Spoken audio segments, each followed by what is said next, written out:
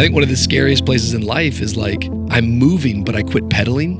I'm going fast, but I'm not working anymore. It was just unlike anything I'd ever faced before. It touched a raw nerve in my own personal makeup, and I just was not able to lead in the way that my church needed me to lead in that moment. You know, when you go through something that you've gone through, you can either be defined by it or you can be refined by it. The body of Christ might have wounded you, but I'm going to use the body of Christ to heal you. Hey, it's Rich, and you're listening to the Mature Me podcast, weekly content devoted to all things life, leadership, culture, and faith. Thank you for taking some time to tune in. Make sure you subscribe and follow us on all our social channels so you don't miss a thing. Let's listen to today's episode.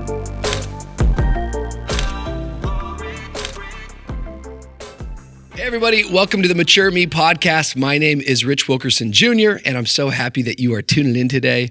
Wherever you find yourself at in the world, we're so grateful that you're joining us. If you're listening by way of podcast, Apple or Spotify, go ahead and leave us a review and go ahead and rate this. It helps so much. Of course, if you're joining us by way of YouTube, we are so happy that you're tuning in today. You can like, you can share. It's always helpful when you subscribe. It makes a big difference. Leave us a comment. Of course, we're always hoping that you'll leave kind comments because we're looking for a kind community. But this is the podcast that we talk not just about growing old, but growing up. That we're becoming something and someone, and it matters. Every day matters. I think the key to our success is wrapped up in our daily routine.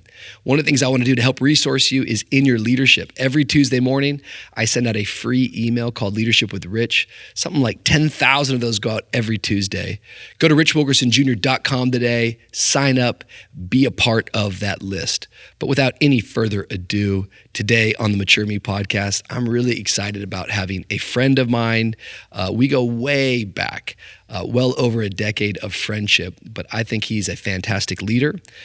He's a husband, he's a father, incredible pastor, one of the best, I think, leadership communicators I've heard. He's a builder. I was telling our team the other day, because he came and spoke to our staff, that I just think he's one of the best church builders I was ever around.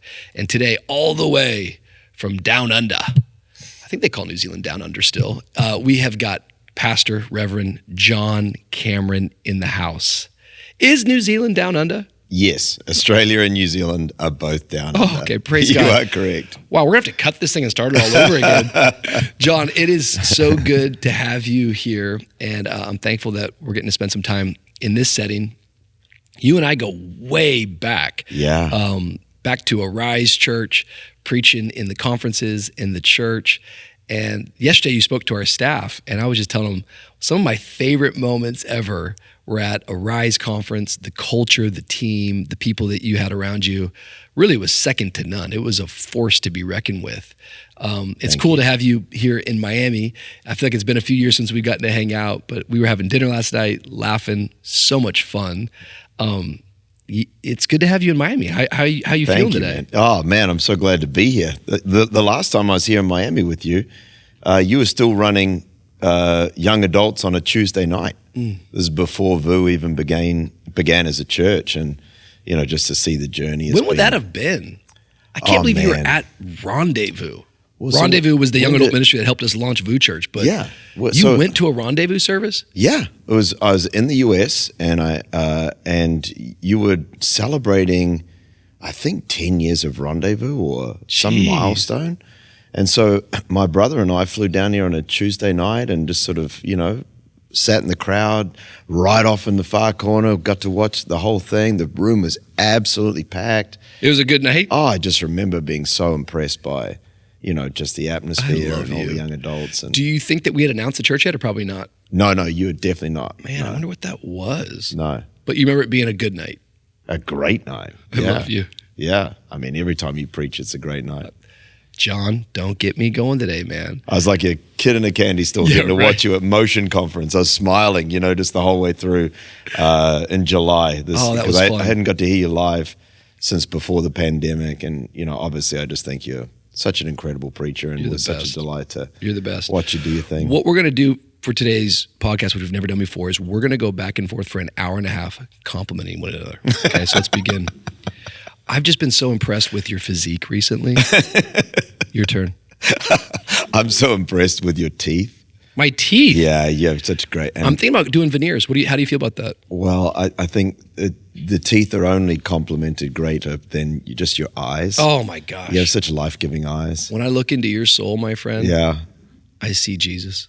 In all genuineness, there is no one on the planet who has more consistently got the right question to ask a person than Rich Wilkerson. I don't know about that. No, I don't. I don't believe so. I'm just trying to learn. We're just trying to grow around here. It is funny. How does everyone feel about veneers? Is veneers too much? Like, I saw a GQ article yesterday that's like, why is everyone going veneers? Do you think it's too much? Man, but sometimes I meet these people with these veneers. It's like, God, your teeth look good. Too good, though. It's too good? Yeah. You feel like it's too good? I think so. I feel like I'm going to like come back from a break one of these summers and just come back and everyone's like, whoa, my God, you got some teeth on you. I'm like, yeah, no, they were always like this. It's like, no, they never were like this.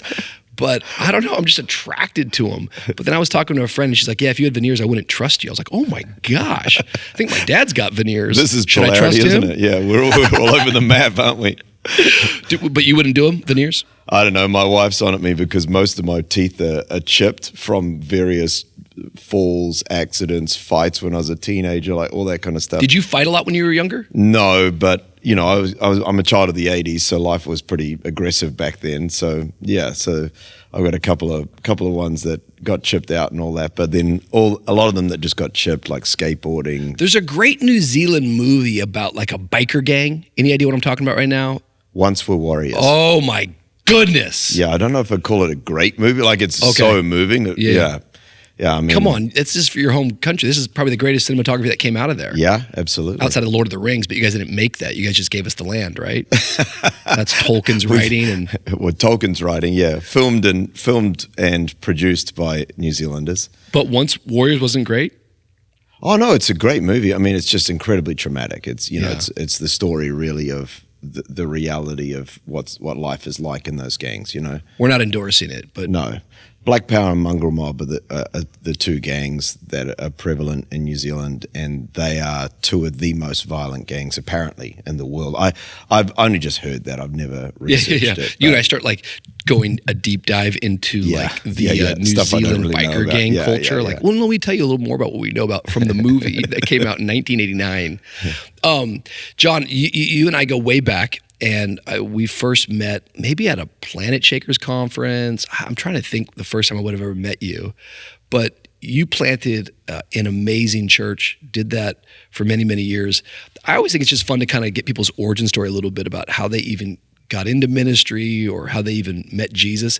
Take me back a little bit growing up.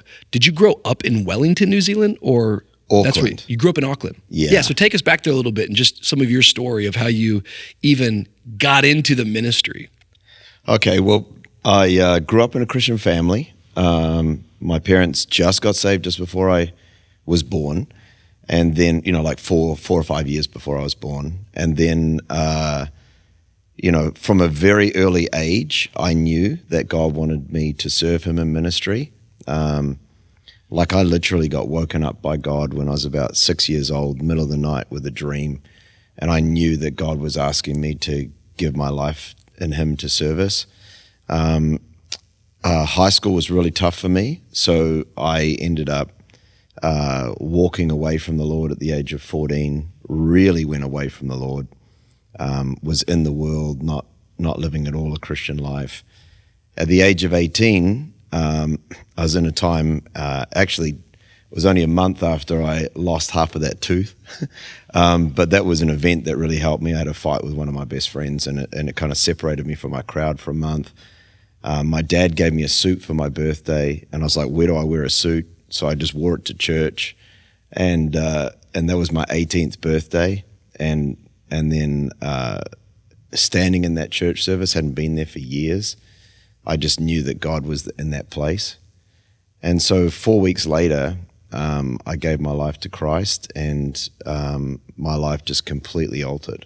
Mm. So for me, it was like a before and after story. Like the next day, I took the day off work. My dad took me out, bought me a Bible. It was his birthday, May the 12th.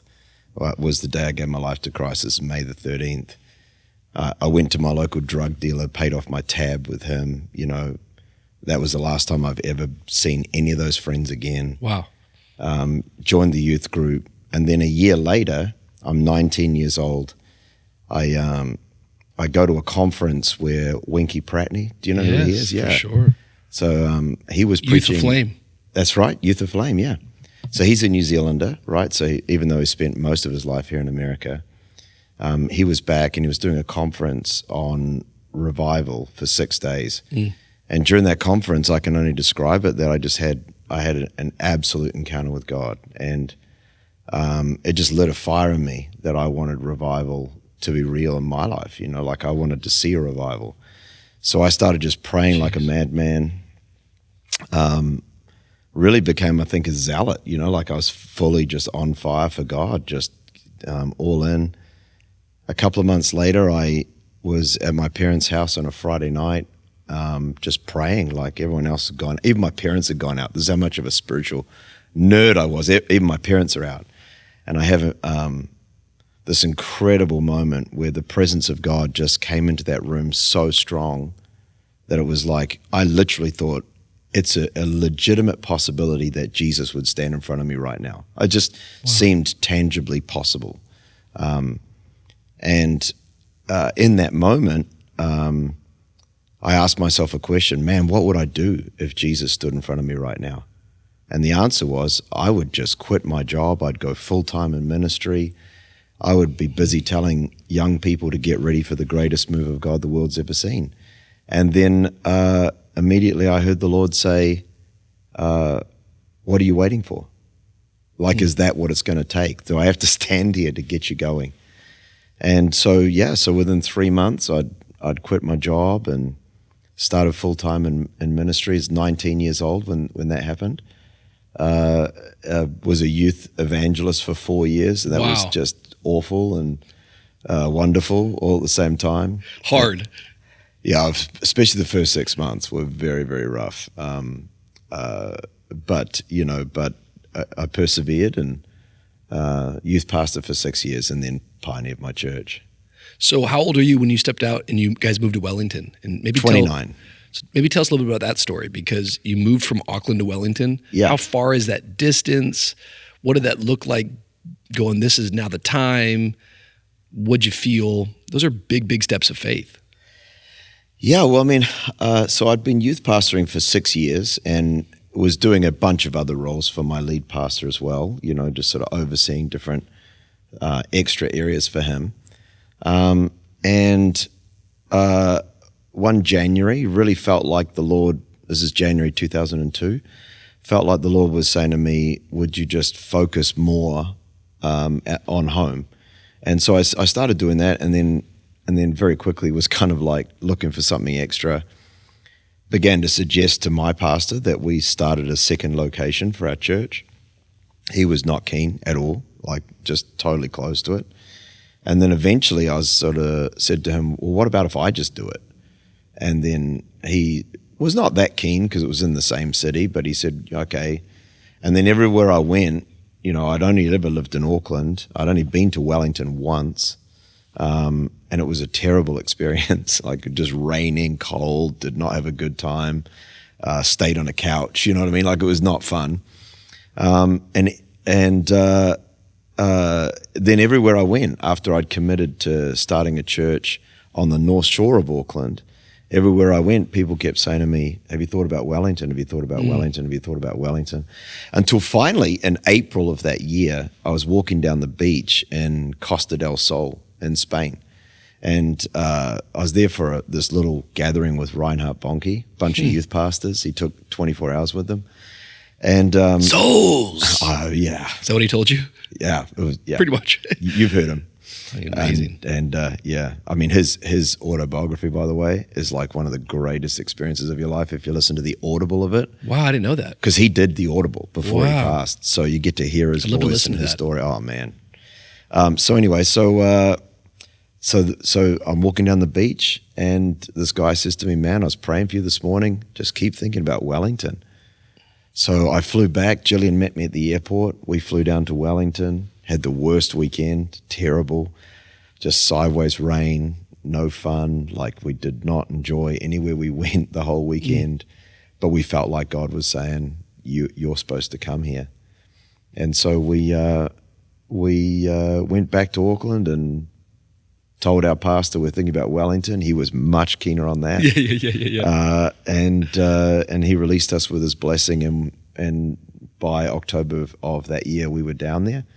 And then we started our church in November. Now, if you understand down under, like, summer is Christmas, right? So nobody starts a church in November. Yeah.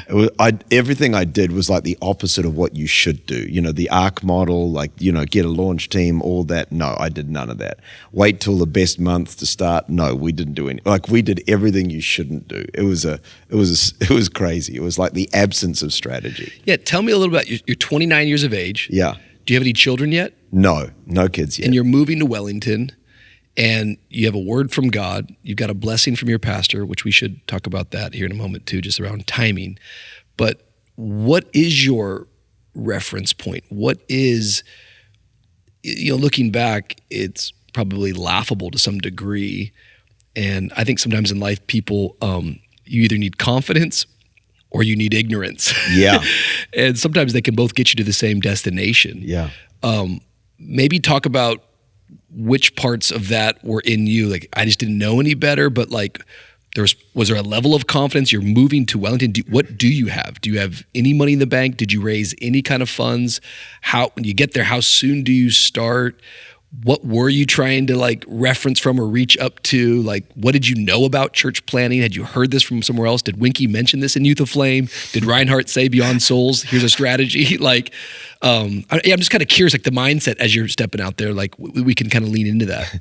I feel like I had confidence in my ignorance. Yeah. You know, like I literally didn't know what I didn't know. So I literally just thought, God's called me here. I'm going to go there and I'm going to give this thing a crack. And arriving in the city, I had huge amounts of confidence, no strategy, no understanding. I really didn't know how to start a church.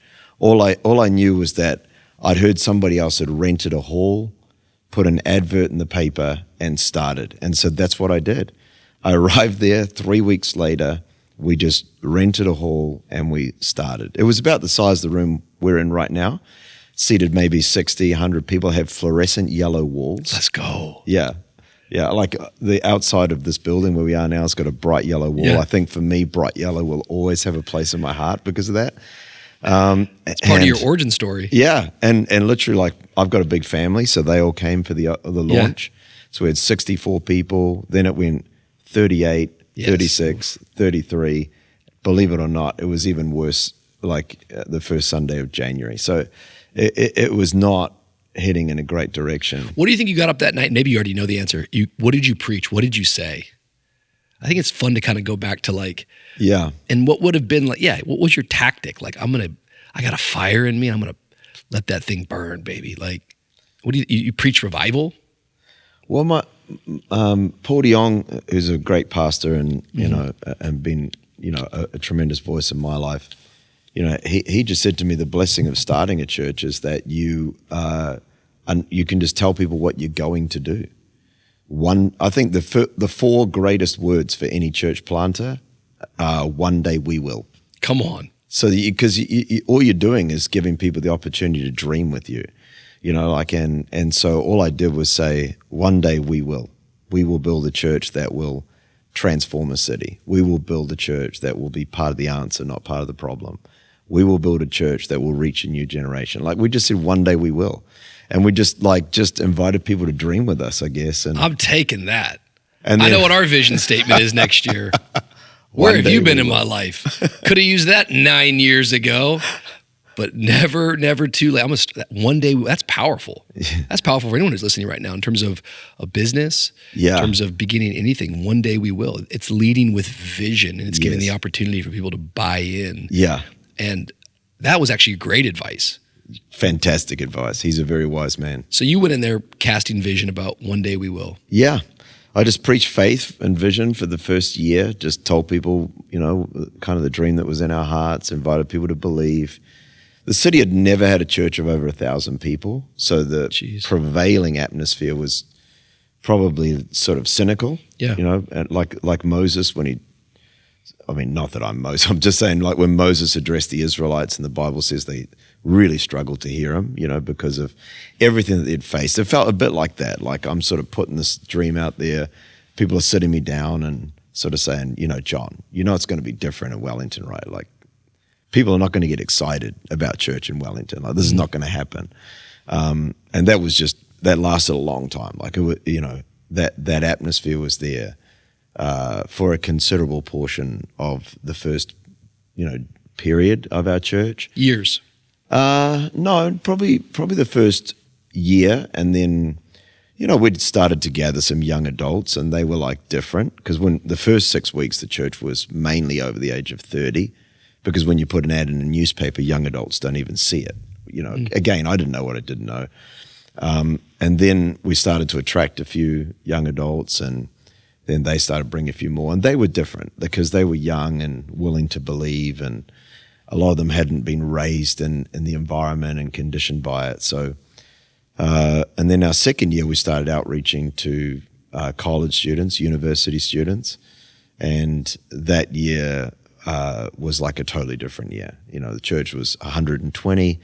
That next year it went to like 400 and just really exploded. The night service was larger than the morning service. Jeez. And that was the same for us for, I wouldn't know exactly how long, but I feel like it was maybe the first decade. Yeah. The auditorium was always larger at night than in the morning. Yeah. That Sunday night service gave me a vision for our church for sure.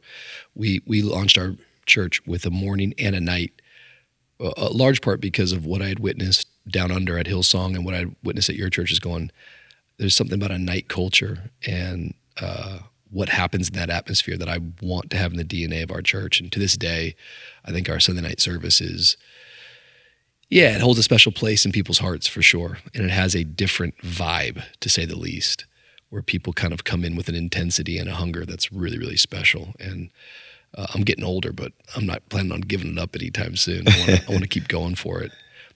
What year was that you started the church? We started in November 2002. So 2002. So kind of the beginning of 2003 in some ways, I suppose. The year that I graduated from high school. Is that right? Yep. Yeah, I'm showing my age right now. Yep. The year that I met my wife, Dawn Cherie. Hey. You were starting a church and I was falling in love. You and I were two star-crossed lovers. Rich, they will cancel us for this. So much of your life has been, when I look at it, it's like, I think anyone who begins to accomplish things and sees momentum begin to build, there's like this timing aspect of God that it only is easy to sort of like look back and be like, oh yeah, that was God there and this, but what have you learned from just God's timing and God's providence? Because so many things that you've touched has had such great momentum on it. And even those years of you launching that church for 20 years, decades, really it's a story that, that beginning was small and difficult, but many people, they start like that and they don't ever get out of that. They kind of, they live their life in that launch phase of just, it never grew beyond that. That wasn't your story. I mean, that thing began to grow, it began to swell. It seems like for a lot of your life, you've managed the momentum and the blessing of God. Is there anything that you can help us learn about God's timing, recognizing those seasons, how to manage momentum, how to get momentum? Yeah. I mean, when I was probably like, 24, 25, I read 5 verses in Matthew 9, from Matthew 9:35 to Matthew 10, verse 1. And I realized that what the writer of the gospel was giving us is he's trying to announce the names of Jesus' apostles, but what he does is beginning in verse 35, he goes all the way back to Jesus' ministry starting, right? And then he gives us in 4 verses a summary of the entire ministry development of Jesus, which is a story of phenomenal momentum. And I realized when I was like 25 that Jesus began his ministry, he broke through, then he breaks down, right? Like he says, these people are harassed and helpless, like shit. He didn't break down in his soul. He broke down in the systems of his ministry. And then he broke out, like he appoints the 12 apostles. Wow. And so I think, I already had that when I started the church, and I very much understood what it meant to be in the beginning phases. And I think where I see oftentimes a pastor gets trapped is in that first 200 people. The drive is to get to a point where you've actually got momentum. And until you've got momentum, anything that doesn't have momentum within itself, if you stop applying pressure to it, it returns back to a stationary state. And I think sometimes what happens is we either don't give it the energy that it requires, or we dissipate the energy to 4 different things that we don't get the breakthrough on any of them. Like start things that don't make it all the way there. And I think, like if you're a pastor who has, less than 200 people out there, my goal would be to say to you, firstly, if you're not growing, you're probably doing too much. Find a way that you can reduce the number of things you are doing, and then lift the amount of energy you're bringing to the few things that you still remain doing. Very good. Like you got to work it, like these things don't happen by accident. Pastor Phil Pringle said to me when I started my church, glue your cell phone to your ear. And so, in the first few weeks, for the first year, I called every person in the church at least once a month. Like just called everybody who'd ever been. In. Yeah. Hey, it's Pastor John. Totally. You good? Cell phones were around, flip phones back then. And I remember just walking down the street, just going, hey, hey. And, my cell phone bill was expensive, but it was just about just applying energy to this thing until it got a life of its own. And I think sometimes we just don't do that. We kind of hope that it's going to come to us. And if we'll do what we can do, God will do what God can do, Well, you're in Matthew 9 as well, which is that beautiful passage where Jesus says the harvest is plentiful. Yeah. But the workers are few. Therefore, pray to the Lord of the harvest that he might send out workers. Yeah. And so you already see this tension and this balance of God doing what I can't do, but God expecting I'm going to do something. So there's always this sovereignty and responsibility side that God's sovereign, but then he wants to co-labor with us. He wants us to do the work with him. And so there is work to do. Yes. And it's funny just because, there is this balance of like, yes, there is. What am I overemphasizing? What am I underemphasizing? But it's going to require some work. And even when you start thinking about this picture of like momentum, because I just think this works for people that are getting married. This works for people that are having babies. This works for people that are starting a business, at a job, starting a church, of course, is like momentum is going to come from you beginning to do something.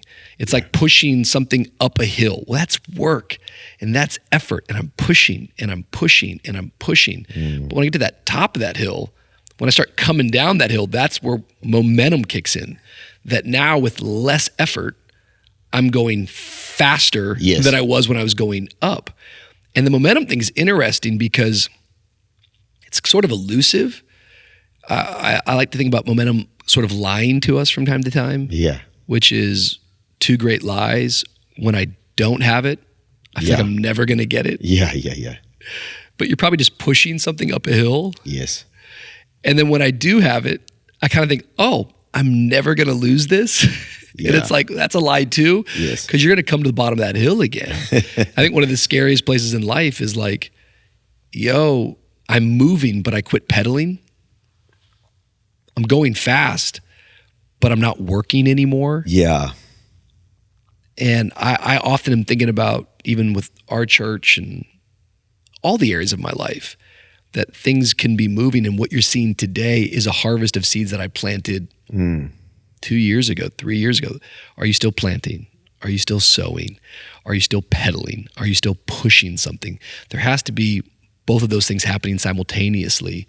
And I think that's a good word for anybody out there who's trying to grow. It's like you preached a beautiful message yesterday on Moses, just how in chapter 18, it's like it's his most frustrating moment. But chapter 20, it's probably the highlight of his entire ministry career, if you will. Yeah. His life and what we know about him. It's just 2 chapters away. Yeah. And how close is your breakthrough? Usually it's I'm pushing and then something's got to break for a breakthrough to happen. Yeah. And once again, I just think looking at your life, it seems like I haven't known you since you were that 19-year-old kid getting saved. But even as you tell that story, like there I am reading Winky Pratt, and mom and dad are at dinner. I'm at home seeking God. There has always seemed to be like this intensity about you. You've always seemed to be a person to me that's like, hey, I'm going to do what I got to do. I'm going to trust God that he'll do what I can't do. As you look back on your life and the maturity of your life and you're growing, what are some areas that you go, oh, this has always been in my DNA, but as I get older, it's fine-tuned a little bit. Like, where does that grit and that work ethic and that intensity, if I'm even describing that right, where does that come from? And maybe how's that served you and how has that maybe hurt you? Yeah, essentially, I think I have always been a really focused individual naturally, for better or for worse. Yeah. This is the personality that I have, and I think that's what made my teenage years so difficult, was actually just like I was never a good teenager. I wasn't good at being lethargic or sanguine or, like I just never did that very well. I still don't do that very well. And so, great thing, well, I don't know. I mean, it means I like funny people because I'm not funny. So I tend to try and surround myself with people who are joyful. Not that I'm not ever a down person. That's not what I'm saying. I just focused. Yeah. I'm like, we're all laughing at dinner, and then I'm like, I've got 5 questions I want to ask Rich. Like that's the way I just live, and so I think that's like, I think that's gotten me where I am. Like I think it's worked for me. I think that's a valid personality. I think that is for the glory of God, and then there are traps within it, which is like, I will obsess about something that doesn't need to be obsessed about. I will drill down on something that is right enough alone. So I think my journey has been to just know when to stop has probably been my hardest thing to figure out, is just, that's enough. You've done enough. Like, it is finished. That, I've fought the fight. I've finished. Like, that feeling of just leave it, that's not something that I naturally possess. So I've had to go on a journey of just being able to just learn to stop, learn to trust, learn to rest. These are not natural things for me. And isn't it ironic? Because I feel like the people who need to work listen to the teaching that tells them that they need to rest. And then the people who need to rest listen to the teaching that tells them that they need to work. You're preaching. It's almost like what makes you kind of like, oh, they should stop listening to that. You almost need to listen to it yourself, right? And so I think for me, that's been a journey for me of learning just, okay, you need to just stop right now. And I think as a leader, one of the things I had to learn the most was to reframe how I facilitated other people winning. And that would be my biggest learn, because for me, it was just more like, start it. You won't know what you're doing. You'll work really hard. Suddenly it'll make sense because I'm high in intuition. And then you'll just adapt and keep going and it'll work. And that's my journey. So then I started to employ staff. I really employed the same set of expectations to the way I managed them. And I think the greatest learning curve I had to go through as a leader was to realize that was not a great way to make sure that other people were going to succeed. So there were probably a few cases for me where people didn't succeed because I didn't set them up to win. They didn't have the same level of intuition that I possessed. And so then I had to go on a journey of saying, I'm going to serve my team by creating a way to win that is devoid of the intuition that is natural to me. Jeez, man. Does that make sense? It makes sense. That's hard work. Yeah, I'm not trying to come across like I'm arrogantly with that. I'm just trying to say that for me was servant leadership, was saying, I need to make it so that you can win just because what I'm asking you to do is kind of like, if you do these 5 things, that's what we need from you. And just to discipline myself to think through that and to create that for others, I think was the most important learning journey for me as an employer of other people, as a leader of others, was to figure that out for me. I think what you're saying is very deep, and I could go very, very deep with that and ask you a million questions, because I think that in itself is an aha for anyone who's trying to lead other folks, which is servant leadership, is going, we so tend to project what we are upon other people. Yes.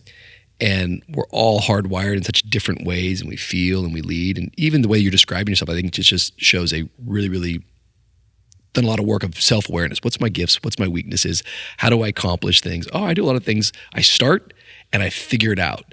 And that feels like chaos for a lot of people. Yes. But that's very entrepreneurial. That's a lot of, I think, our stories. I think starting a church the way that we did or you did, it's kind of like, yeah, I'm jumping out of a window and I'm putting a parachute together while we're falling.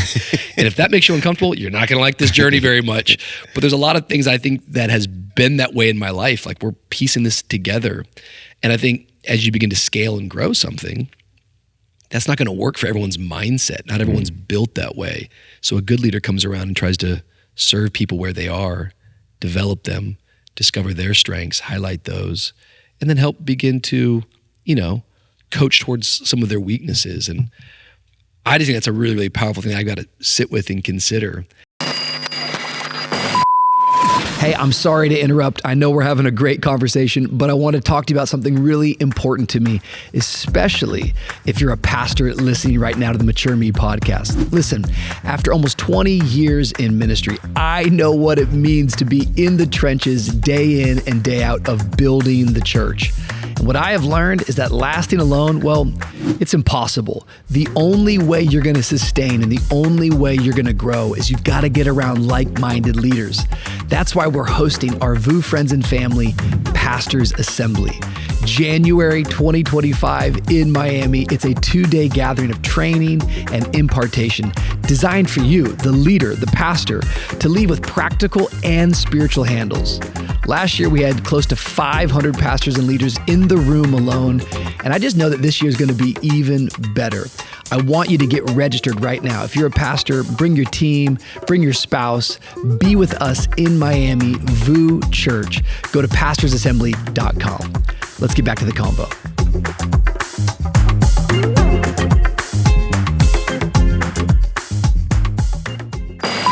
As you were talking, it's in the same line that we tend to emphasize a teaching. We have selective hearing.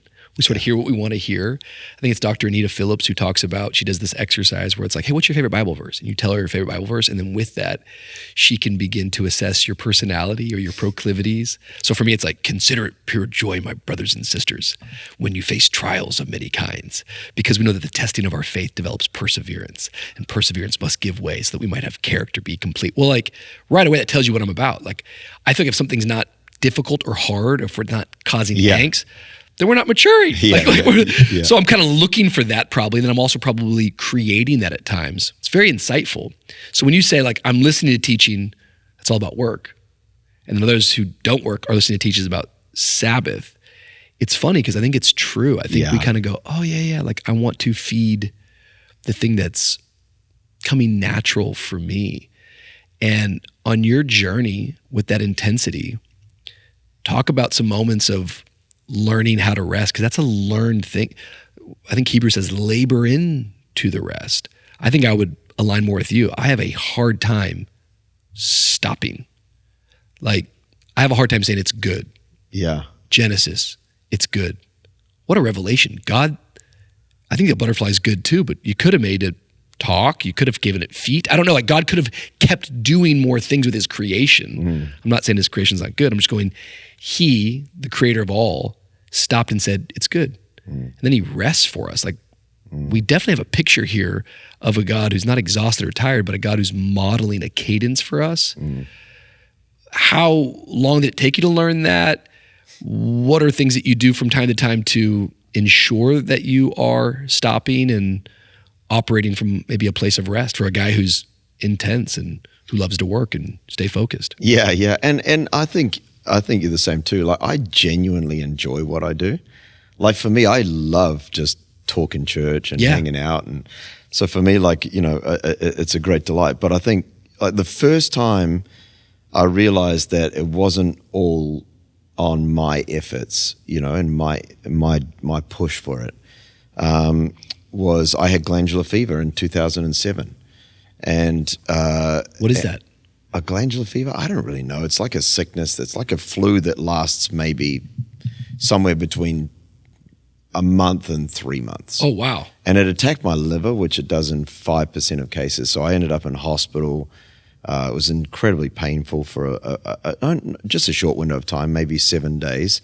And it took me out for about maybe 6 or 8 weeks. And I remember the first time I got back in the car and drove back down into the city because we lived on the hill. And I remember, sort of realizing, I've done nothing in this church for the last however many weeks, and attendance kept going up.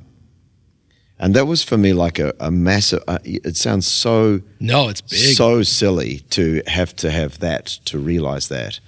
And that was for me like, okay, hang on a minute. I've got to reassess the way I'm thinking at a very fundamental level and understand that even though there is importance in focused work, like we could talk about focused work versus just work, like that's another whole nother topic. But busy isn't working. Exactly, yeah. But for me, it was a real lights on moment, and that sort of started the journey. And out of that, I became very, very good at taking holidays. Just in New Zealand, you get 4 weeks a year. Everybody does, same in Australia. And so I just became really, really good at taking those 4 weeks. Not always perfectly. And then, in 2019, I had adrenal fatigue. Just a very big year of travel, changing time zones constantly. End of the year, I end up just not being able to really function for about 8-10 weeks. And that's on the edge of chronic fatigue. Like if you get adrenal fatigue, you're right at the edge of like falling into that, 1 to 3 year recovery window. So I really did everything that you should do. I totally stopped. And then I basically took like 3 months off. And when I came back, by this time I had a full leadership team. So the church was really being led by others. And they sat me down. They said, John, you haven't attended a service. You haven't preached. Let's look at the numbers. And when we looked at the numbers, every number was moving in a positive direction the whole 3 months that I was out. And that for me was like, okay. Wow. I think forever it deepened my trust in what the Lord can do without our human effort. So there is such a combination between the two. And this is why I just think that it's such a great balance to really come to a point of conviction on both, that it's God's work and He builds it, but it's also in our hands, and He won't do for you what you won't do for yourself. And He looks at what we do to decide what He will do, and in that really tension, is the right balance, isn't it? Have you heard the quote that Sabbath comes for all of us? Yes. The idea, I get what you're saying. The idea being like, if you don't Sabbath, Sabbath will come for you. The cancer will be your Sabbath. The diabetes will be your Sabbath. The divorce, the breakdown, meaning that if you don't stop, something's going to stop you. Yeah. And look, sometimes we can teach things better than we live. And I've learned that in different seasons, I think we want to live a fully integrated life as preachers and teachers, that the stuff I'm preaching, well, my living's better than my preaching. But in this area, I can get this down in certain seasons, and different seasons I've had it better. But I really think when it comes to things like rest, I would say with our finances, it's like we have to have systems attached to all of these. Yes. Because there's always an excuse to not feel it, to not believe in it, to go a little extra. It's like the idea of like tithing, which we're not going to go into tithing right now, but the two testimonies you get of tithing is people that tithe, I'm blessed. Yes. People who don't tithe, I don't have enough money to tithe. Well, it's like, right, those are the two testimonies. Yes. Talk to tithers, I'm blessed. Talk to people that don't tithe, just don't have enough to tithe, people that believe it and don't believe in it. And it's the same thing with people that Sabbath, that create margin. I'm not saying like it's got to be a 20. I'm not living there. I think that the Sabbath was created for us. We weren't created for the Sabbath. And so it's a gift from God to create margin, and people that create margin, they don't live this busy, chaotic life that they can't accomplish what God's called them to do. They're not living in chaos. And I think there's from time to time when we don't Sabbath, it comes for us. And whether it's the fever or it's the adrenal fatigue, it's like, yo, you're gonna stop. Exactly. I'm gonna sit you down and you're gonna rest. And any high-level leader who's gonna accomplish has to figure out how to budget their finance, how to budget their time, Yes. how to replenish and refresh their soul. Yeah. Everything we're doing is what's coming out of it's an inside job. And we just can't overemphasize that enough in our growth and maturity as we become. I think for you, you're not just a pastor and leader, but you've been married for a long time to the same woman, praise God. You've got 2 kids. How important has it been having a partner who's walked alongside you? And I'm asking that question too, just because I think a lot of people listen to this podcast. And as I've watched your journey, like you guys have been such partners. Just give some insight into that a little bit when it comes to calling, when it comes to mission. It's not that you have to be doing the same thing, but you definitely are going to need somebody who's in that journey with you. Yeah, I mean, I think that without a doubt, the most impacting decision on your life, other than receiving Christ, is going to be who you marry, and who you decide to partner with is going to determine everything about every area of your life, and that is true whether you're a Christian or not. The data is in. If you are married to someone that you genuinely enjoy, then your life will be better at every single level. And I feel tremendously blessed, to have a wife who I deeply love with all my heart and have done for 28 years.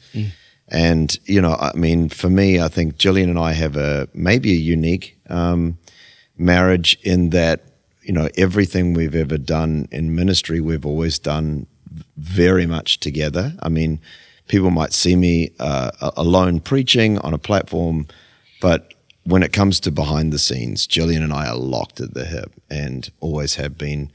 We have 2 incredibly different ways of seeing every problem.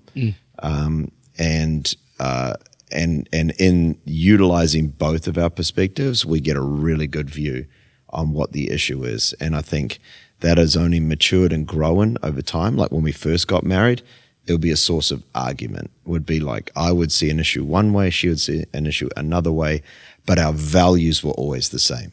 So we found ourselves out of every difference of perspective because our values and mission were united from the start. And then we had to figure out how she was seeing things versus, I'll give you a classic example. We'd counsel somebody, right? And I mean, pastoral counsel, I'm not a counselor, but we'd sit down and talk with somebody that got an issue in their life. And me, I want to dissect the problem. Like, how did you get into this? What took place? Let's go back through the steps. Yeah. And my wife would be like, what happened to you when you were 8? And I'd be like, Gillian, you are distracting my process. And then and then the person starts crying, they open up. I'm like, okay. Analytic, intuitive. Wow. Like she was just seeing something. So we've learned to lead together. There's so much in that for me. Like when I was dating Gillian and I wanted to ask her to marry me, I had a dream one night, and in the dream, the Holy Spirit spoke to me and he said, don't put out the Spirit's fire that was in my wife. And I knew that one of the things that God had asked me to do was to steward the calling that was on my wife. And so for me, that's something that I've always taken very seriously. Like she is a called and set apart minister in her own right. And so, I've always tried to create an environment that will facilitate that calling for her and be supportive. And to be fair, I've failed my way along that journey. I think now we do it really well and we get to teach other pastors how to do it well. And that's really fun that people look at our marriage in this stage and say, hey, but I think I have a huge amount of empathy and compassion in the way that I communicate that, because in our first few years, it was not always beautiful and synergistic. It's a journey doing life with a partner and figuring it out. And we're both really strong. I mean, you've married a very strong woman too. Oh, not my wife. My wife is very... No, My wife is strong. I think I think good marriages, they'll just get better over time. Yeah. And I think if Dawn Tree's sitting here right now, I think we would both say that this is the most we've ever loved our marriage. Not because we love each other more. I mean, yeah, I think we do love each other more. I think you grow with that. But I think we've just both matured. Yeah. I think we both respect it more, and we both want to make it work. And we always joke, it's like, you know, we're totally different people from the person we married. Like, I was 17 when I met this girl. She was 17. I'm 40 now. Like, we are different human beings. I think we have the same values, and Jesus is at the center of it. But that's to give someone hope today, because I just think you get trapped in a season, and working a marriage out, there's the key word, it takes work. It does. And I'm not saying something to brag. I'm saying something to give someone hope today, which is at 40 years of age, I enjoy being married to this woman more than I did the day that I met her. And I've always loved her and been into her. I would use the word obsessed with her. I love my wife, but I think we're having more fun because I think we're giving each other more grace and creating more room, and we're learning how to work together. Like, you learn how to collaborate. It's a lot of stuff going on. And so to get some things wrong the first couple of years is pretty natural, I think. Yeah. Or even the first decade, I feel like, yes, you're still just sort of figuring this thing out. First 15 years, yeah. Yeah. Well, 28 years of marriage, man. Yeah. Like when we were youth pastors, we'd sometimes have these small leadership meetings. I'm 26. Gillian is 23 at the time. And we'd have these differences of opinions in the middle of these 10-person leadership meetings, God. And then one of our leaders was famous. She used to just turn the lights off and on again in the room, and like to say, "Okay, we're gonna finish that now." And everyone would laugh. It was because I'm not talking about Gillian and I ever having dust ups here. I'm just talking about, So yeah. Whereas now it'd be like, okay, we just both know each other's flow totally. Of course. We understand where each other is going, and so then it's actually just a beautiful synergy. Well, I think our stories are probably similar in the sense that we grew up together. We've been partners, and so trust me, there's meetings probably as recent as last week where people are like, "All right, guys, I don't think we should be here." It's like, "Hey, you should be here." Like the kids ministry needs this. Is this about the kids ministry? Is it about your children? What's happening here? Very, very funny. Exactly. But one of my favorite things about like New Zealanders too, or like Australians, is like sometimes you guys use these expressions that as Americans we have no idea what those things mean. You're like, it's not like we had a dust up here, man. I'm like, I don't know what a dust up is. Yesterday you preached something, you said like I don't know what it was. I was like, I get the feeling of what this means, but I don't know what this phrase is. Really? It's actually awesome. Yeah.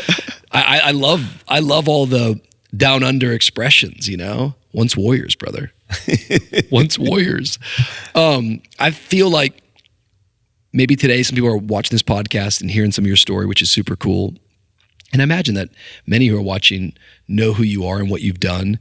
But for 20 years, you planted a church from nothing that really became a hallmark church of the nation of New Zealand.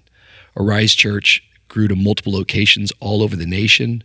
The conference attracted the finest leaders from that nation, as well as you would bring in international speakers and the music, and everything's growing and becoming and flourishing, and you're traveling and your voice is just continuing to be elevated. And I think your path is one of maturing, one of growing. You're always reaching up. You're always learning. You're always staying focused. But then in 2022, like the whole thing shifted for you. And once again, I don't know if everyone here would have ever seen it, but like you are all in the media. Your church is having all sorts of things being said about it. There's articles happening to Rise. There's all sorts of claims about who you are as a leader, that you're intense, too intense, and stuff starts to fall apart that you have to take a leave of absence. And ultimately, you have to leave Arise. And I'm putting you on the spot a little bit, but not really. I just think that in the last couple of years, there's never like always a great place to be able to chat about it. And I think I know you. In private, you're so gracious and kind and not a victim, but going, yeah, like we're going to roll with the punches. And you're now doing new things. But what can we talk about in terms of maybe what you learned from that experience? What happened in all of that? How does one reconcile with all of what took place? Maybe just from your vantage point, you could just give us a little bit of what, as you're sitting here today going, yeah, this is sort of what happened in a nutshell. I know things are much more complicated and some things are just private and we don't need to talk about, but you were leading. Now you're not leading. Maybe take us into that a little bit. Yeah. Well, I mean, obviously I think it was, an incredibly traumatic time, not just for me, but for my staff, for my congregation, all of the people who I was their spiritual leader for, to face a storm like that was, and continues, I think, to have really significant impacts on everybody that called my church their spiritual home. Yeah. And for me, I think that's something that, is just that is an ache every day in my heart, I think if I have any regret about the season, and there's actually a lot, like I can't really, it's just a time of tremendous pain. I think the hardest thing for me in it all, and having spent obviously so much time reviewing it, unpacking it, looking at it from every angle, at the center of it all was really a failure of leadership in me in the first 10 days of that storm breaking, where I was not emotionally resilient enough. And so if you're going to say what happened, at the center of it all, the storm broke, and it was just unlike anything I'd ever faced before. It touched a raw nerve in my own personal makeup, and I just was not able to lead in the way that my church needed me to lead in that moment. And so everything that didn't happen in that initial season, really is because I did not keep myself together and lead with wisdom through those first 10 days. And then once the first 10 days were over, really, the train had left the station. And so, it was eventually unsalvageable, that it could go any other way. And so, it reached the conclusion that it did. Yeah. Yeah. And I think for those that are listening, essentially what took place, and these are my words, and so you don't have to even all the way agree, but a media frenzy began. I think 2022, as we look back on it as years, so much has taken place out of COVID. So much has taken place around the global church. I think in many ways, you and your church become a big target because of just the way that God had positioned you guys. There's a lot of influence. And with that, I think the media begins to criticize. They find different people have different experiences. And we're not even taking away everyone gets to have their own experience, their own perception. But there was no moral failure with John Cameron. There was nothing that you ever did that disqualifies from you being a minister from a biblical standpoint, from my vantage point. I know people could say other things, or I'm always trying to give people a room to, I don't know, people have all sorts of stuff, but I'm saying, I think from my vantage point, there's a media frenzy that takes place. And with it, there's so much pressure that hits everybody at bay. And ultimately, you're not leading that church anymore. And I think what I'm trying to get to the heart of the whole thing for today is going, you have a vision of your life. You pour out your life towards something, and all of a sudden that changes drastically. And now you find yourself 2 years out of that thing. And I think what I so appreciate and what I'm trying to learn and even get to someone who's listening today is you can look at your life, and I kind of said earlier, your life's been full of momentum. It has, but it's also been full of massive obstacles and challenges. And we're not even trying to sit right here and go into the details of how everyone wants to perceive that, because I think there's a lot of people that are hurt. And I think that you as a shepherd to this day, as I talk to you privately, it's I don't want to hurt anyone. I feel bad about where people land today. Yeah. I think there's still something to even learn as we're even in the middle of a story, which is a spirit of resilience and a spirit of saying, I'm not trying to be a victim. I want to be honest with my own feelings, but I also want to keep believing for God. Is there anything that we can learn from that in just terms of your mindset of things that you tell yourself, or how you and Gillian continue to cast vision for your life and not quit, not give up? And I know that's all very, very sensitive. And so I know I'm kind of putting you on the spot a little bit, but like, is there anything that you can, in the process, I think sometimes there's so much for it we can learn while we're processing some of these things. Yeah, I mean, I think, obviously, the story is one of hurt everywhere, right? Like, everybody involved has been impacted by it. But essentially, for Gillian and I, we ended up exited from what was our life story.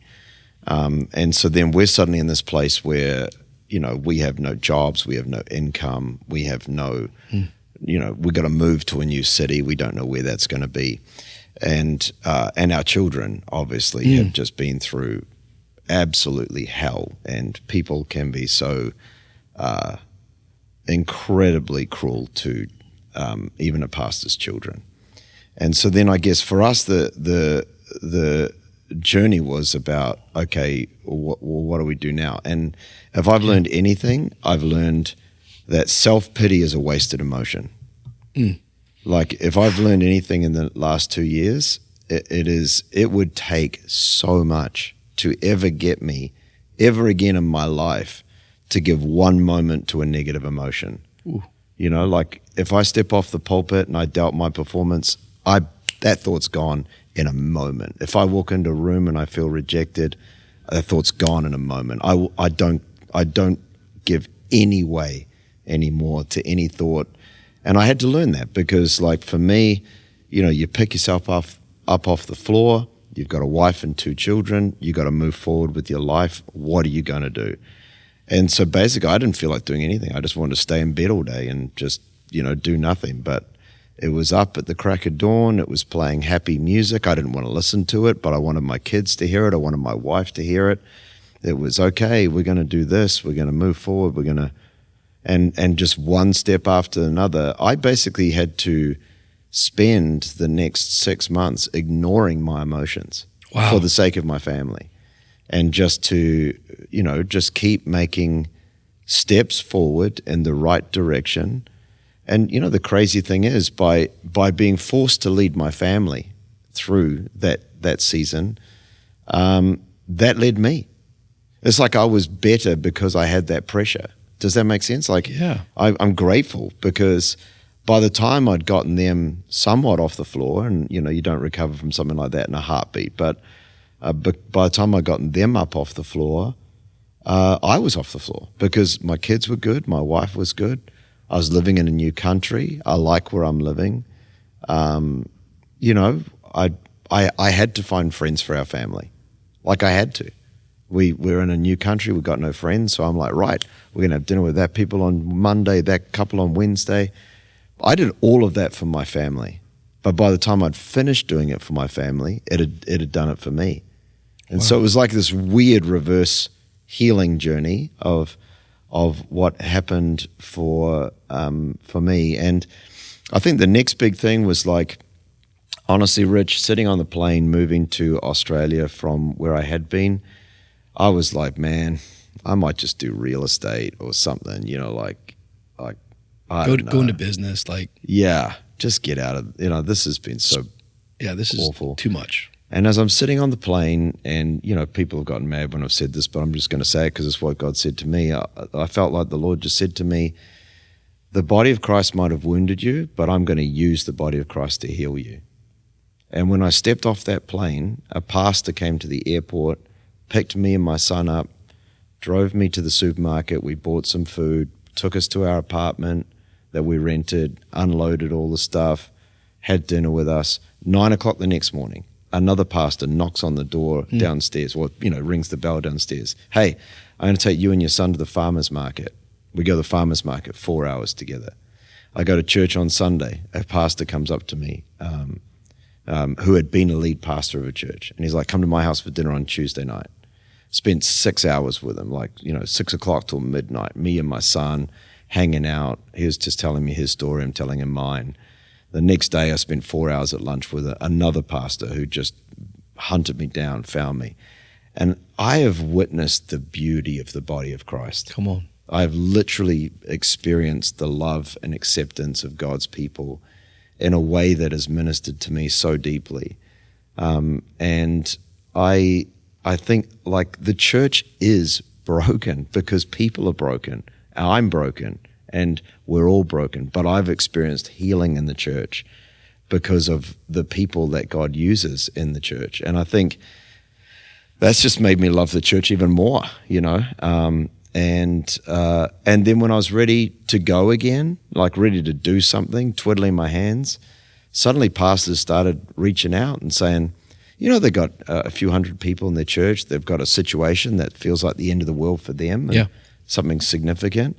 And then I just sat down, you know, it's just me, just out of the kindness of my heart, but 4 hours, you know, cafe, wipe, you know, notebook, just, okay, let's do this. And suddenly their churches started growing, their marriages get better, you know, whatever. And things start moving in the right direction. And that was beautiful for me because I'd found purpose again. And so for me, the church has been the thing that has got me going again and enabled me to bounce back. And so I'm just so grateful for that, you know, like in every way, I'm a better person for what I've experienced, although I definitely would not want to experience it again. Absolutely. You know? Why have people not liked that statement of what you've sensed the Lord speaking to you on that airplane? I think, to be fair, they're probably not people that like the church or Christianity, to be honest. Yeah. So that group maybe, you know. Yeah. It's interesting because, you know, we live in a world today that everyone can have a microphone, and that's cool. We all have an opinion and we can all say things. And the reality of it is that there's always a side to everyone's story. What's that statement? It's like there's always two sides to a story. Well, not true. There's like 15 sides usually. There's always multiple. People are complex. And I just think that there's no doubt that there's this thing called church hurt. But there's also this other thing, like there's two sides to every story. There's multiple sides. Like there's people that get hurt in my church, and there's times that my church has hurt me. I think I want to lead from a place of vision and health and resiliency. And I don't want to lead from my wound. I don't want to lead and project a mentality that I'm a victim. And I just so applaud you in that. I just so applaud you continuing to get back up. You would never do this, what I'm saying right now. Like you probably won't even like that I'm doing this. I'm just going as a fellow pastor, someone who's looked up to you. I don't know all the details, and I'm not trying to silence anybody. That's what I'm trying. Like, I think neither one of us, we're going, everyone, cool. You've gotten to say your part. I want to say my part, which is, I just think that you've always lived with purpose, and it's so attractive and inspiring to me to watch you, to continue to get back up, to even hear you say that. I think it's one of the most beautiful things ever. Like, hey, the body of Christ hurt you, and the body of Christ is going to heal you. That kind of sounds really accurate. And it kind of sounds like if everyone would take account, that's all of our stories. Yeah. That people let us down. Yeah. And then people is God's great vehicle for healing. And yeah, like this hurt me and this scares me and I'm afraid to trust again. But like if I don't trust again, I'm not going to live again. Yeah. And I would just say to anybody out there, whether you're a leader, because you and I know a whole lot of leaders that are out, that did quit, that did go into real estate because someone let them down. Yeah. And I don't think they even get always a chance to even talk or process out loud because if you do, who do you think you are? You're a person of privilege and yada, yada, yada. And okay, that's one vantage point. Another vantage point is this guy's got kids. He made a mistake or didn't make a mistake or didn't know how to respond or got swept up in something that was bigger and larger. I so think so much of your story is swept up in a larger thing. But people get a chance to go, this is my story. And then there's people in the church that have been let down on another side, that they were on a team and someone didn't call them. Or there's people in our church today that are part of VOO that someone did let them down. A leader did. I let them down. Yes. That breaks my heart. But I want to encourage everyone out there, like, yo, God is going to heal you with people and you've got to trust him again. And I like that little quote, like, God can heal our broken heart, but we've got to give him all the pieces. And it sounds like a Pinterest quote. It probably is, but it's so true. Like, I got to give him all of this, and I got to trust fully again, and I got to allow him to heal again.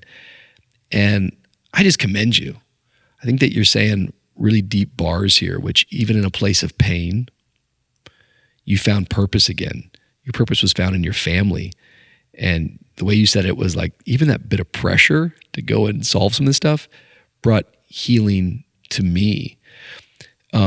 Today, you find yourself coaching and helping churches. And let me just do my shameless plug right now. He was just with us at our church. And I just think that the talk that you gave to our staff and the time you spent with me personally and our team, just unbelievable stuff. I think that, when you go through something that you've gone through, you can either be defined by it or you can be refined by it. Yeah. And I just feel like the wisdom and the insights that God's given you, the pain that you've walked through, it's bringing healing to people. Maybe just talk a little bit about the journey that you're on and what you're doing right now and what does excite you. Yeah, essentially what I'm doing now is literally what just came to me, and what I'm doing right now is I'm coaching pastors of churches and just providing, sort of answers and resources for them to enable them to overcome whatever problems they're facing and to build their churches in a more life-giving and successful way. And for me, Rich, I'm loving that. And the reason why I love it is because, firstly, it gives me an opportunity to nerd out with people talking about the one thing that I am obsessed about, which is building God's house. And the second reason, and the greater reason why I love it, is because it's a really, really tough job being a pastor. It is literally a hiding to nowhere. Like, I remember when I told Pastor Phil Pringle I was thinking about planting a church, and I said, Pastor Phil, what advice would you give to a church planter? And he said, don't. And I've never forgotten that. It's a tough job. Most of us get into it because we love God and we love people. And then when suddenly we find we've got to build an organization. And so what I love is being able to sit down with pastors. They can't sleep. They got a problem. It's kept them stuck for a while. And suddenly we're able to go, and then solutions drop out of that. I've had pastors that I've been able to work with who, have been on the edge of quitting, and suddenly their churches are growing and they feel that confidence in their ministry again and new life is coming. That's incredibly rewarding. Churches that have had, obstacles in their way that suddenly we can find some solutions for and they're breaking through. It's just, for me, what energizes me is the stories of the churches and being able to provide solutions to people. So that's what I'm doing with my Monday to Friday. And then I'm just so blessed that essentially every Sunday I'm able to preach in a different church and to, discharge, I guess, that preaching passion that I have. And whether that be in America or England or South Africa or Australia, New Zealand, God's been incredibly kind and keeping those doors open. So my wife and I are working extremely hard to produce resources. Gillian's first book called The Leader's Table comes out next year. Let's go. It's going to be really exciting. That's a whole manuscript on relational discipleship. It's going to be, I think, a real great blessing to a lot of people. We're running all these kinds of different coaching sort of things, and it's just been a blast. It's a great delight to build God's church in any capacity. You know what I mean? When you walk into a church or you're at a staff meeting or you're preaching at a church, giving 20 years of your life to building this one to abruptly having to change course, what is the feeling like for you? Is there a deep sense of missing that actual role? Is there relief that I'm not in that role? Is it a mixture of both? What would be maybe the general feeling for someone who's gone through, the experience that you had? I miss it every day. There's not a day I don't miss it, and there's not a church I walk into that I wouldn't There's not part of me that just goes, this is beautiful and I would love to be here every day of the week. You know, I mean, for me, it's just, it's literally the one thing I love more than anything else is building the church with people. And so I don't think that'll ever change. I think that it's in me. It'll be there till the end. I mean, I don't know what the Lord has for us in the future. We really don't. I mean, I feel like God just has asked me to trust him. And so that's what I'm doing. I'm just trusting him, and I'm literally planning. If you know me, I'm planning a year at a time. And that for me, that's like so weird. You know, I normally have a 5-year horizon, a 10-year horizon, you know what I mean? And so here I am, you know, with a 1-year horizon. But I think what I miss is the beauty and the wonder of seeing lives get changed and watching a community form and seeing, you know, redemption and healing coming to people. What I don't miss is, you know, the times you come back from a holiday full of faith and then have a key staff member resign, or, you know, like those sort of things. And I get the phone calls, you know, when a pastor has a board meeting and it doesn't go well, and you know, they feel like they've got division in their board, and so they're calling me at 10 o'clock at night. And I'm grateful to get that phone call because I can encourage them and empathize with them and try and brainstorm the right solution. But I also hang up the phone and go to sleep and think, I will sleep tonight. He won't, you know. It's so those kinds of sides, it's nice to have a reprieve from. Not that I ever had division in the board, but I'm saying, you know, every pastor's got another problem another day, and I don't miss that. But the church is a beautiful thing, and it's a worthy thing to give your life to, you know, and that's what I signed up for. I have 3 little kids, a 4th that'll probably be born, you know, a couple weeks after we air this. Your kids, you've had to navigate, as you were saying earlier, walking them through this difficult thing, and maybe that might even be the most painful part as you kind of describe it. Yet today, 2 years later from this situation, they go to church, they love God. What can you talk to me about, just like both sides? A, raising them in God's house, getting them to love the thing that God's called you to do, but also even navigating this thing that they don't become angry with God, not like God's people, not trust churches. Like, what are some of the lessons and the principles that you've kind of been able to adopt, apply, and give that's led your kids in the direction that they are? I think what children see in their parents is often what they will emulate in their lives. And I don't think that's universal. Like, there are no guarantees with parenting. Great parents can have off-the-rails children.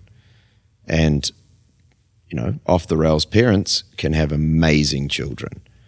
But I think, for me, I think what I would say, you know, is good is that my kids don't see the pain of church. They don't hear mum and dad complain about the church. We don't sit around and bag out people or talk about hurt. They've never heard anything negative. They've seen their parents go to church every single Sunday of their lives, whether we pastor a local church or not. We're in church every Sunday with hands raised, you know, worshiping God, amening a preacher, whether we feel like it or not. And I think that's meant a lot to our children. They've seen the genuineness of our faith more in our difficult moments than in our good moments. And you know, and then I think the other thing is that, I mean, there was a beautiful moment where, you know, we had to sit down with our kids at one point and said, okay, guys, people are saying all these things about your parents, but you know what? We as a family are going to forgive everybody. We're not going to be bitter. We're not going to become these aggressive people in response. We're not going to do that. We're just going to move forward with our lives, not try to spend our lives campaigning for injustices. We're just going to move forward. And I think that was probably something my children will look back on for the rest of their lives as being something. You don't realize these things at the time, Sure. You're just talking. But looking back, I think that's a key moment. So, both my children don't just attend church every Sunday, but they build church, I mean, my son's going to Bible college next year. So, they are in their own way, both leading, involved, and man, at the end of, Rich, at the end of the day, you can take your money, you can take your health, you can take your church, you can take your reputation, but only what happens in us causes us to lose our marriage or our children. Wow. That's within me. And if I can front up and say, my wife still loves me, my children still love me, man, I hope as an extension of that, the people who know me love me. And if you get to the end of your life and you can say that, well, that's life. That's it. Everything else is wood, hay, and stubble. And I'm just so grateful, that for us, our family's great, like genuinely great. Yeah. And we've always got challenges, but we laugh and we love each other, and for that I'm deeply, deeply grateful. It's that concept about the boat that only can be sunk is one that's got cracks in it. It's like the largest ocean can't sink a boat unless it's got the holes or cracks. And so we can be facing our biggest storms, but if we are whole in Christ and if the right things are, we're gonna weather the storm. In many ways, when I think about your story, I don't know if you've thought this, it's like, I think that you are a person who has gone through what a lot of times, like, what's cancel culture? Well, I think that John Cameron experienced cancel culture in his context of his space, that something gets going. It's like, I can't even speak to this because there's just too many voices going. But I think all leaders, to some degree, maybe they'll never go through the amount, and hopefully to go through the amount of criticism and media and people talking, but every leader's going to go through some criticism. Yes. We're all going to, if you're trying to do something, people aren't going to like it. And there's going to be some form of opposition or accusation. I think I'm always just amazed as I go through the Bible that we just forget our faith. Yes. We forget the book of Acts. We forget Jesus. We forget that all over the scriptures, there's false accusation. There are people that are paid to lie about folks. That's part of what we sign up for. Like, yeah. I think we forget that, with our ARC model or with our, conferences, like, oh, wait a minute, I signed up to get crucified. I kind of signed up to die, and I never thought my reputation would be attacked. I never thought my integrity would be intact. And that's the stuff that hurts. Like, wait a minute, no, but that comes many times. I think it's actually a sign often that we are heading in the right direction. And I think for you, what can you speak towards just how to deal with criticism, how to manage it? And I'm not saying that everyone's going to get canceled by their local media and be on the news, but people are going to face some sort of opposition if they're going to step out in faith and if they're going to mature and grow. Are there things that you're sitting on this other side of the day that are helpful for us to take handles from a biblical standpoint, but also just even from practically speaking? How would you speak to that, and how would you coach that? Yeah, I mean, what I needed, and I think what every pastor facing criticism, especially something that, takes on a life of its own, that's not just confined to a one room, one person scenario. What I needed was the conversation that God had with Joshua after the Battle of Ai. Ooh. When Joshua is on the ground and he is, the fact that he's on the ground is synonymous with the fact that he's probably emotional, he's probably lethargic, that heaviness is around him. And then he opens his mouth and he's like, you only brought us out of Egypt to bring us to this point. Every nation's going to hear about this. They're all going to join together. They're going to defeat us. And when you're in the middle of any storm like that, your outlook is falsely negative. It just feels like everything gains momentum. What I needed the Lord to say to me what he said to Joshua. Come on. Which is, what are you doing on the ground? And then God yells at him, get up, ! Get up. And I think, that's the most critical thing. You just actually can't afford to not be emotionally together if you face a storm. I think the second thing that you need more than you've ever needed it before in your life is other people. You need other people. The pastors who survive criticism, by the way, are those that are not isolated. And obviously, mine took place during the COVID situation, so that made flights and everything very, very difficult. But I think for people that are in the middle of storms, you need people. Every pastor needs friends that'll jump in the hole with them. You need people that will just be there, camp in your house whether you want them there or not.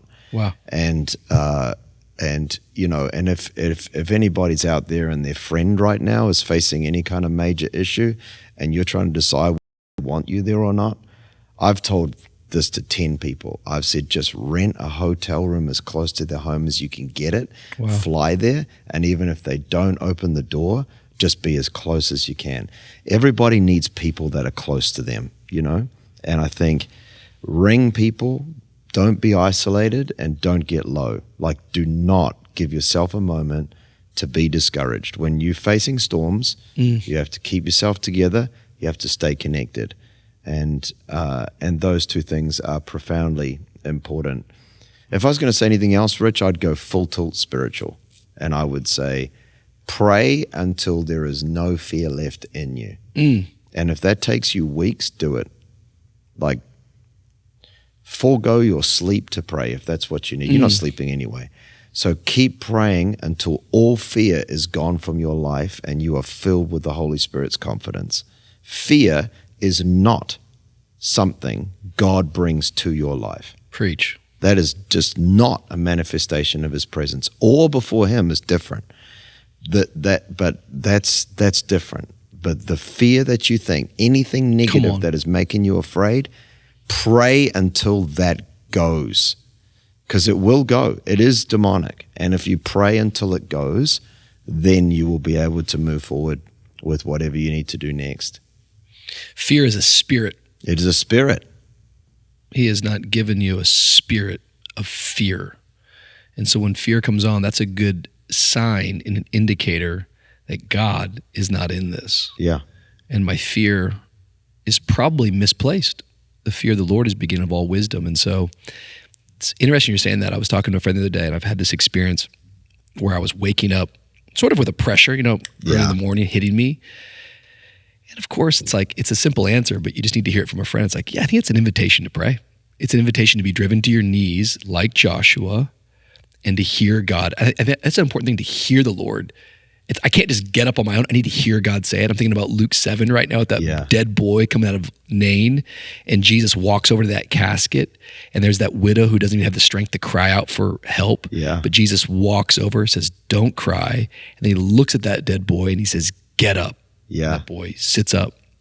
But it's the voice of God when you hear that, because when he speaks that to us, he's actually calling us to change our position.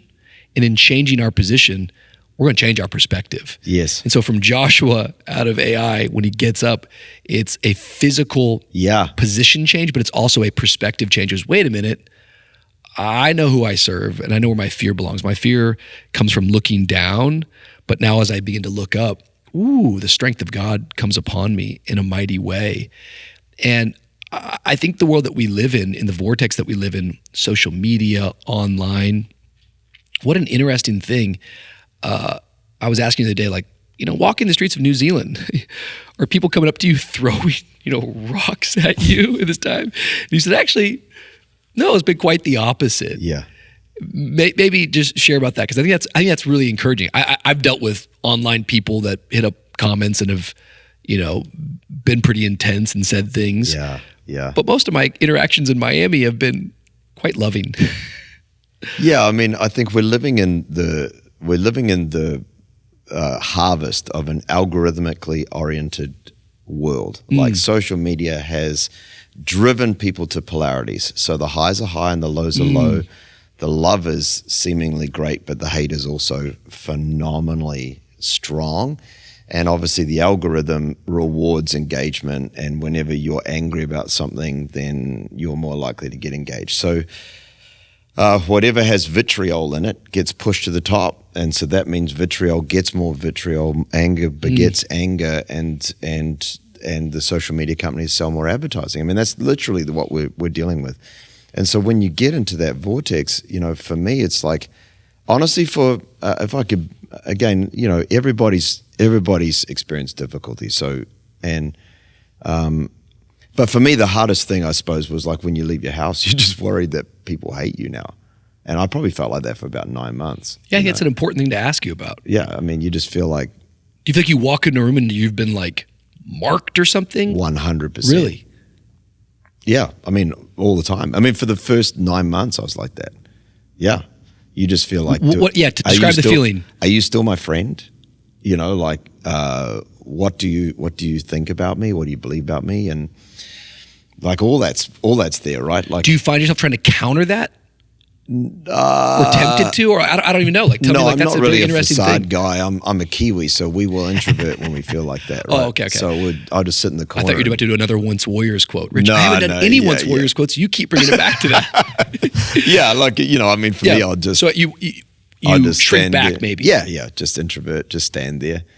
You know, not project myself. I mean, that's probably a better thing to do, would be just to overcome it with confidence. But I probably just wait, you know, but I think that's incredibly real. And what you discover is that even, like, I'd go to the gym and people would be like, bro, you know, our surf club sounds a lot worse than your church. You know, that was what I would experience, you know.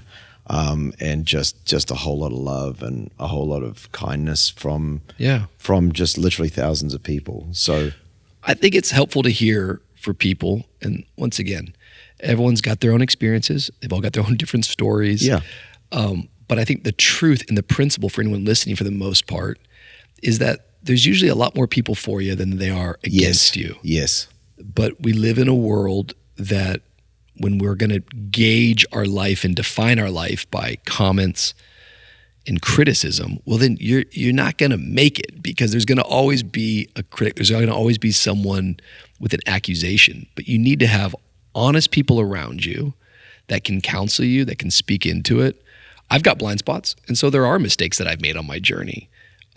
And by the way, I've never heard you not say that you haven't ever made mistakes in your life. I think you're constantly growing and trying to become, and we all are. But we need people that we trust, that know us, that can lovingly point out areas of immaturities. I'm not going to go get that counsel from somebody on my sermon clip telling me something on a blog post. It's going to come from people that know me and have a relationship with me. And I think a great mistake that we make is to judge our life based upon a fake algorithm place of negativity, when in reality what you're going to find out walking the streets is people come up to you and they're for you. They love you. They're grateful. And it's a weird dichotomy to live in. And it's easier, once again, to talk about. It's hard. We can all be overwhelmed and overcome by that. It is very interesting to me, because I've never gotten to ask about that. It's like, walking into a room for the next 9 months, is this like on me? Like, do I walk in and everyone knows about this? Are they talking about this? Do they perceive me differently? And that can start to mess with how we see ourselves. 100%. Yeah, I mean, I think it's, you know, I mean, any trauma has waves, right? And any trauma has waves. And again, everyone's got their own trauma, right? So not trying to, but I think for me, you know, it was certainly meant a lot to me just to experience the encouragement of friends, you know. I remember a pastor we both know just coming up to me. First time I was in a large pastors gathering, and I was definitely like, and the first person who talked to me that night just walked up to me and he goes, look at every face in this room. You need to know everybody in this room is glad you're here. And I would honestly do anything for that man for the rest of my life. Just the most beautiful thing to hear someone say to you. And it meant the world to me. And he clearly is a, you know, great leader, great person to have the intuition to say that. And it meant a lot. But I think I think for us in our lives, I think if you're going to do ministry in this climate, one of the things that you have to realize is that not everybody is going to like you. And previously to 10 years ago, they won't anymore, unfortunately, quietly leave your church and go to another one. The unfortunate reality is they're going to post on Facebook, they're going to start an Instagram handle, they're going to gather a group of friends, and they're all going to talk about the fact they don't like you. And this is like churches that have 100 people in them are experiencing this all the way through to the largest that are out there. And this has got to be part of what we condition ourselves for as pastors, is that not everybody's going to like you. And no matter who you go after, there'll be a group, what type of church you try to build is what I'm trying to say. There will be a group of people that don't like what you're building. So accepting the fact that that's the society that we have, I would love to change it, the society. I don't have readily tools to do that. But accepting that that's the world we live in means that you'll at least be able to endure it, you know? Yeah. Tell me the rules, I can play the game. That's that. And so if you're going to play the game right now, one of the rules you need to know as a pastor, not everybody is going to like you anymore. That day is done. And so, wow, you know, it's kind of like I can handle the storm if I'm prepared for it. Yes. It's the ones that, and you know, Mike Tyson, everyone's got a plan until you get punched in the mouth. Yes. Right? So I think once again, here's our focused mentality. It's like, we're going to prepare for it, but we can't, the world's ever changing. I think the kingdom of God and who Jesus is, that's what the goal is. The pursuit is to be like Christ. And my Savior was falsely accused, was paid to be betrayed, my God, was stretched wide, hung high, stripped naked, all of his dignity stripped, all of his reputation, and he died a sinner's death. I mean, died, killed. And he said, if you follow me, they're going to hate you because of me. And that's not some us trying to, you know, be the hero of the story. It's just going, there is an expectation, I think, that as we prepare ministers of the gospel, that will happen. But now, if you're really going to do this, you actually have to take on the response of what Jesus is. What is Jesus' response? While they're doing it, he has enough fortitude to say, Father, forgive them, for they know not what they're doing. While we're cursing Jesus and killing Jesus, he's forgiving us.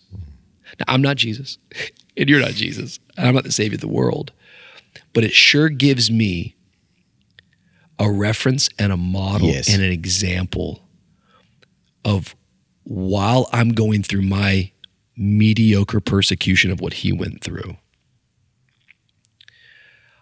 God, would you give me that heart that even while it's happening, that I wouldn't let this, it's one thing for a rock to hit me, it's another thing for a rock to stay with me.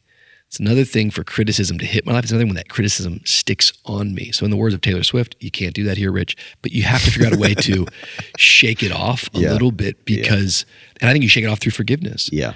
And I just admire your honesty. I admire your, yes, this really hurt me. Yes, this was really painful.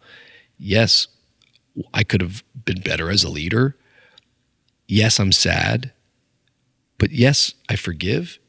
Yes, I let go. Yes, I'm getting back up. Yes, I'm moving forward. Yes, I'm excited about the future. I'm not just mourning about the past.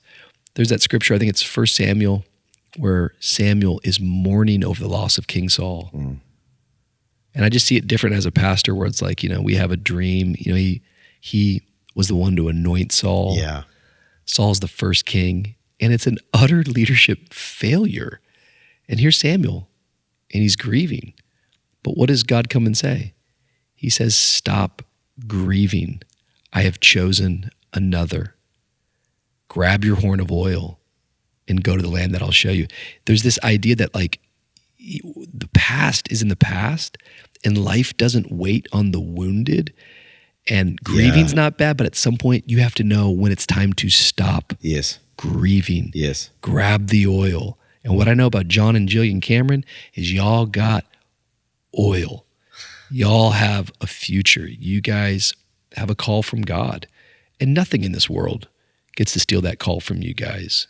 And it doesn't minimize what you've gone through, but I want to believe that even in this season of crushing, there's going to be new oil that comes out of you. Oil that's going to heal, oil that's going to minister, oil that's going to touch people, oil that's going to be more potent and more powerful than anything you could have ever dreamed of. And maybe, just maybe, one day we'll look back and say, this all had to happen for this day over here to take place. That's the narrative, and that's the story I think we have to buy into and believe in. I think us as leaders, what we believe about ourselves, what we believe about God is really everything. Yeah. That narrative, shaking it off a little bit. You're good at shaking it off. You a Taylor Swift fan? Everybody needs a bit of Tay-Tay. Now they're really going to cancel us. You don't want her fans coming after you. Oh, my Lord. Oh, my gosh. Yeah. Just even mentioning her name in the algorithm right now. There's some Taylor bots coming after us. Exactly. You don't know what they're going to do. Swifties, is that what they're called? I don't know. You don't know what they're going to do. I don't know what they're called. Yeah. You don't know. You know what you're going to do. Do you think, like, on that idea of like oil, do you think you've become a better encourager out of this, or? Oh, my Lord. Yeah. I mean, everything shapes you, right? And so I think my empathy is at a whole nother level. My understanding of what, of emotional makeup and all that is at a whole nother level. I think, yeah, absolutely. I mean, everything that you go through in life, if you allow it, makes you a better person. And I feel like I am better, I don't, So no, I feel like this has definitely made me into a better encourager. I am there for pastors now, I'm just so there for them. Most of the work that I get to do right now, nobody knows that I did it. And it honestly doesn't even change any of my joy. You know what I mean? Like, pastors win because of things that I'm helping them with in the background sometimes, And that's not to say they wouldn't have won without me. Of course, they would have figured it out. But I was in the room and helped them to solve the solution. They launch it. No one even knows I was in the room, And again, they could have come up without it with me. They could have come up with it without me. Yeah. But I'm just saying, it doesn't change my joy at all. I'm there for them. I'm there for the pastor. I'm there for the 10 o'clock phone call. I'm there for the heartbreak. If one of my friends is going through a hard time, my resolve for the rest of my life is I'm on the plane. I think lots of different people listen to this podcast, and not just pastors, but I imagine that there are some pastors and leaders out there that do listen to this. In your 20 plus years of pastoring and leading, but in your last 2 interesting years of transition to now even your last year and a half really working with pastors, is there like a very common lie, temptation, proclivity that you see amongst pastors? Maybe this is not the greatest question for the whole general audience, but I am kind of curious. Is there like, this is like the common lie that a pastor is fighting against with the truth of God's word? I don't know if you'd boil it down that way, but is there anything that you see just like common again? It's like, this is what the guy from the big church, small church, they all are kind of struggling with some sort of thing around this category. I think fear is the greatest challenge that we're facing, and it is the fear of experiencing something catastrophic because of the culture that we now live in. I think that is the uniting thing. What I would say to that is that we just got to be very careful that we don't create wine press theology, right? Okay. Like, we don't just hide out in holes and thresh our wheat there because it Gillian. feels safer here, because the Lord comes along and says, Gideon, go with the strength you have, like, get out of this wine press, Mighty man of valor. Yeah, exactly. Gideon's like, what does valor mean? Yeah, I don't know. That's a great word. My dad used to have a bumper sticker at our church when we first started the church for all the men. It was a maroon bumper sticker with cursive writing. It's like, mighty man of valor. What does valor even mean? Does anyone know what valor means? Yeah. I think it's strength or something. Yeah. But that's what you sense. I think that's the issue, Rich, yeah. And Keep going. I love that wine press theology. I think we just got to make sure that we're not living fearful. if you're going to say what's happening that's working out there in the church right now, what I would see is that the culture is rewarding courage. The culture is rewarding people who just say what they believe, whether it's easy to say it, convenient to say it, and pick your lane. Like, no one has to be the same. Courage can look different for different people. I'm not trying to, so I think, but what it is a commitment to Very just good. not hedging your words, not being cautious because of what's out there. The guys that are winning are just standing flat-footed and just saying, this is what it is, and this is what I believe. And they're saying different things.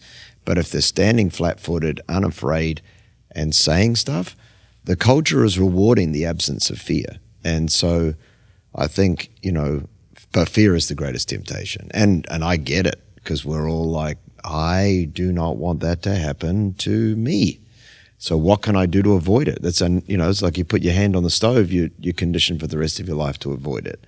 But it turns out in this case that trying to avoid the fire is not something that is working. So I think right now, front up, right? Lead, be strong, be courageous, do what needs to be done. And God seems to be blessing. Well, of course he's going to bless it because he said he would, but that's where I see it being favored. Do you sense in your spirit that you're braver today than you once were? 100%. Wow. Yeah.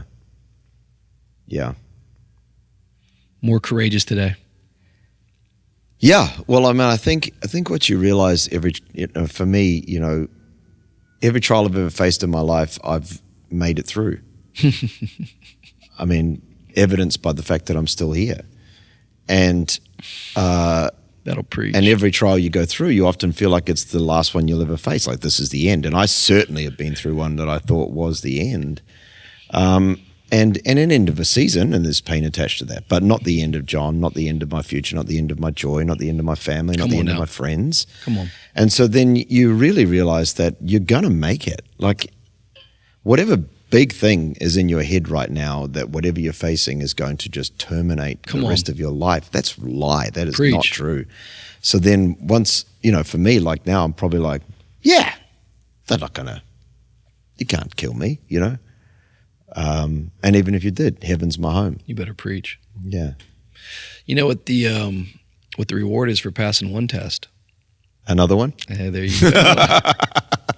Maybe this is the test. Thanks, Jesus. You just passed the 9th grade. You ready for the 10th grade? Yeah. I never wanted to go in the first place. Yeah. But there is something about that idea, new levels, new devils. Yes. That there's just different stages of growth, and hence the name of this podcast, which is just maturity. And we don't like the tests when we're going through them. All the cliches come to my mind, the teacher's only quiet during the test. I've experienced that. God, where are you? But there's a maturing, there's a growing from the inside out. There's a strengthening. And the greatest mistake we make is when we face failure, or what even appears to be a failure. It's only a failure if I fall backwards. But if I fall forwards, I'm taking new ground, and I'm learning something. And I want to be a person who grows. And that's not through size of my church or through the metrics. I think you said it. It's like, I think my identity is child of God. Yes. Husband to Dawn Cherie, father to Wyatt, Wild, Waylon, and Wolf, strong name. And then it's like pastor of Vu Church, I'd actually put some other things, friends to the family. Yes. And so I think there's just a degrees in terms of, I heard one pastor talk about the difference between like our activity versus our identity. Yeah. We can flip those around. But if we keep strengthening those things, that's what we're talking about. We're talking about maturing and growing. That's actually who I am. These are the things that I do. And if God allows me, I want to keep doing things for him. But I have to keep recalibrating and going, I'm going to be tested in my areas of my identity. And why do I find myself waking up in the morning? Because it's like early, it's like God's inviting me going, do you think you can do this on your own effort, through your own strategy, through your own skills? No, you're going to have to get desperate for me and recognize, as you humble yourself before me, I'm going to lift you up. And I think every trial and every test, and let's use a better word, a storm, There's lots of reasons why God allows storms, but one of the clearest signs that I can see is because a storm reminds us that we are not in control, but we know the one who is. Yeah. And it's an opportunity for us to get desperate for him. I don't like it. Yeah. But you can't deny the truth of it. Yeah. Yeah. And I feel like your dependency, man. I don't know about that, but I feel like you're more dependent probably than ever. Yeah, definitely. I mean, I think, everything works for your good. I mean, you've walked through so many challenges, Rich, so well. I mean, I don't know. When I get around you, I don't think I've walked through anything. No, I mean, I'm a student of Rich Wilkerson. Yeah, right. Get out of here. No, I am. I've always watched you. And John Cameron is our coach, by the way, if you haven't heard, and our consultant and our counselor. Just start plugging websites. We were talking to you for a long time. I could talk for another 2 hours, but I've already kept you on the hot seat for way too long. For you today, gone through a lot of life, seen a lot of things. God's used you in mighty, mighty ways. I think in many ways, you're in a brand new chapter of a story. It's exciting. What's an area today, however you want to answer it, that you are maturing in, or what's an area that you're like, that's an immature area, even as I'm a dad of a 20-year-old daughter who's got a boyfriend. Where are you trying to grow today? If you could talk about that. Oh, man. Obviously just been through a very intense season of personal growth. And so, and we've already kind of spoken about the areas of growing there. I think right now, what I'm trying to learn is